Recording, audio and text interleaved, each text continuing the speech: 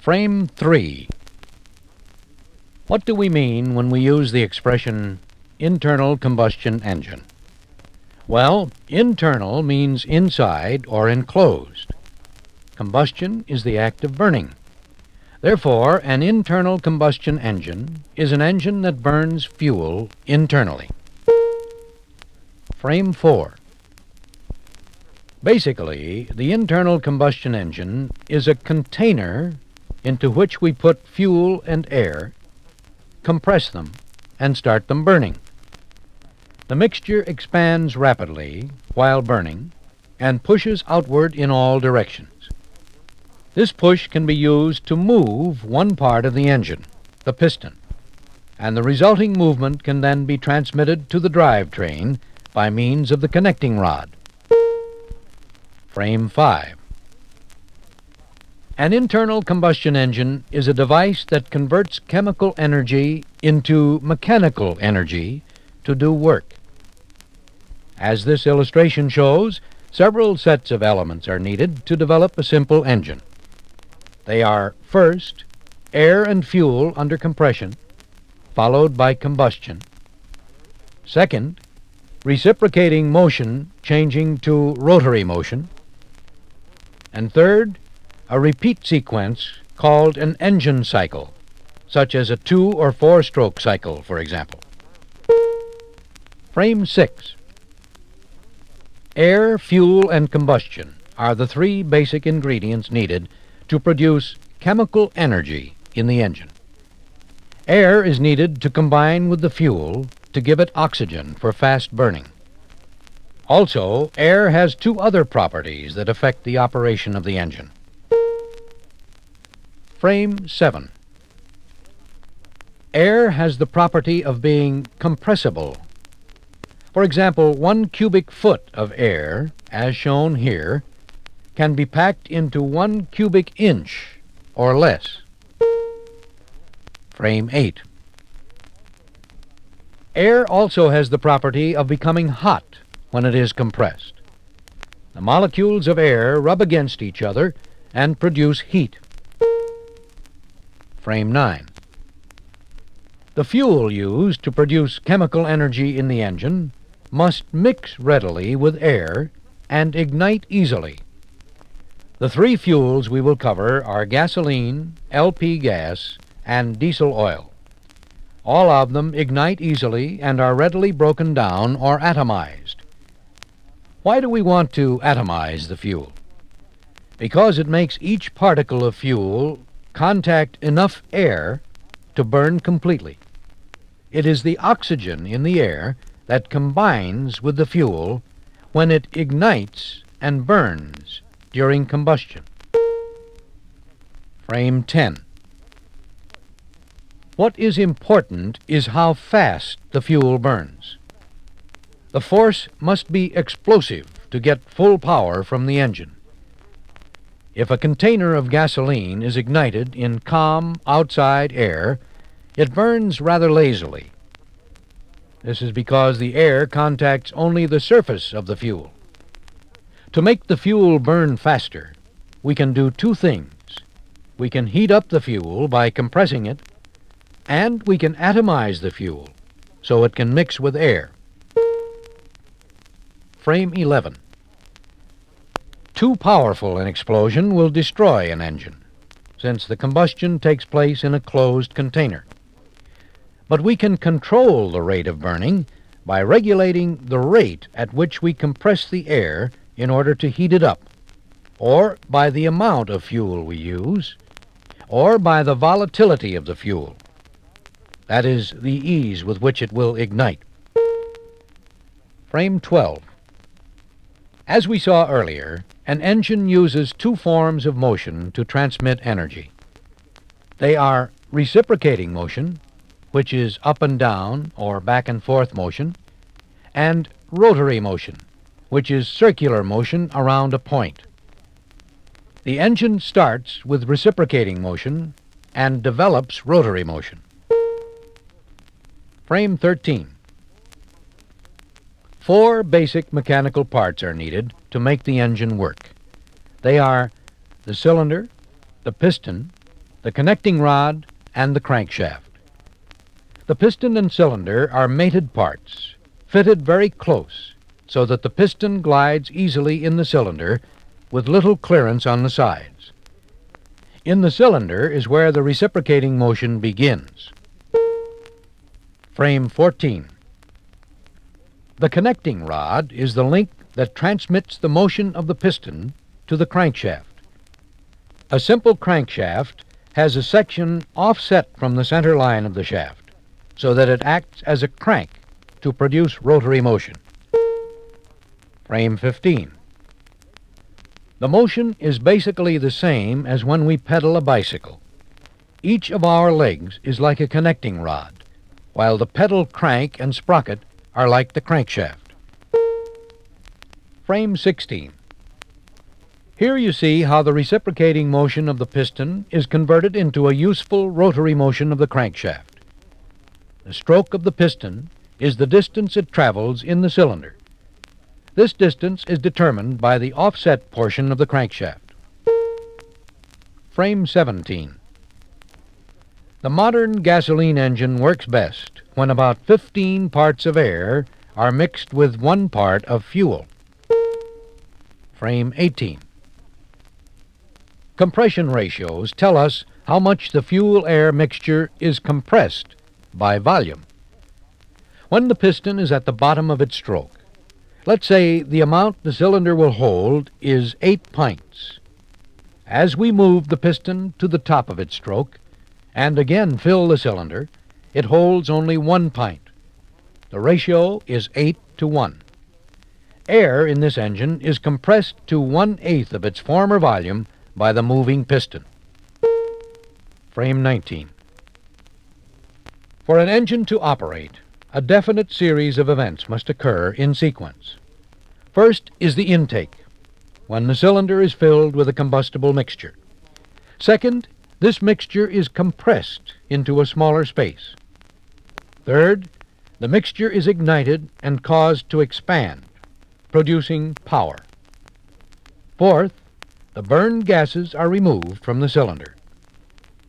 To produce continued power, the engine must repeat this sequence over and over again. One complete series of these 4 events in an engine is called a cycle. Now turn this record over and continue.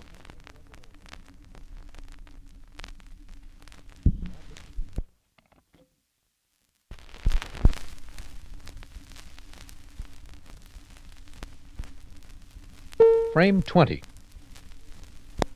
Most engines have one of 2 types of cycles, namely a 2-stroke cycle or a 4-stroke cycle. A 2-stroke cycle engine is commonly called a 2-cycle engine, and a 4-stroke cycle engine is commonly called a 4-cycle engine. In the 2-stroke cycle or 2-cycle engine, each cycle is composed of 2 strokes of the piston, one up and one down. Then the cycle starts over again. One complete cycle, composed of 2 strokes, takes place during 1 revolution of the crankshaft. Frame 21.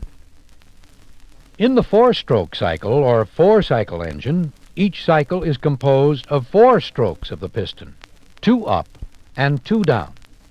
Then the cycle starts over again. 1 complete cycle takes place during 2 revolutions of the crankshaft. Intake and power are the 2 downstrokes. Compression and exhaust are the 2 upstrokes.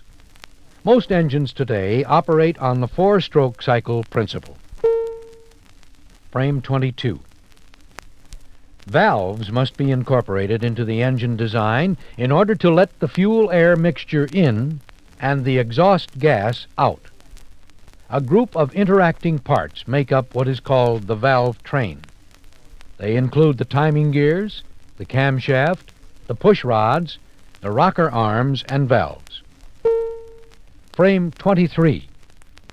The camshaft changes rotary motion back into reciprocating motion by means of camshaft lobes with a specially designed eccentric shape.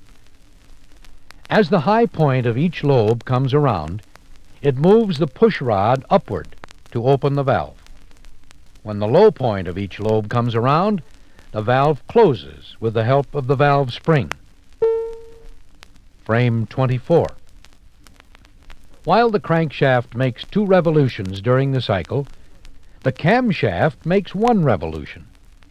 A set of timing gears keeps the camshaft synchronized with the crankshaft, so that the valves will open and close in perfect timing for maximum efficiency on each stroke. Frame 25.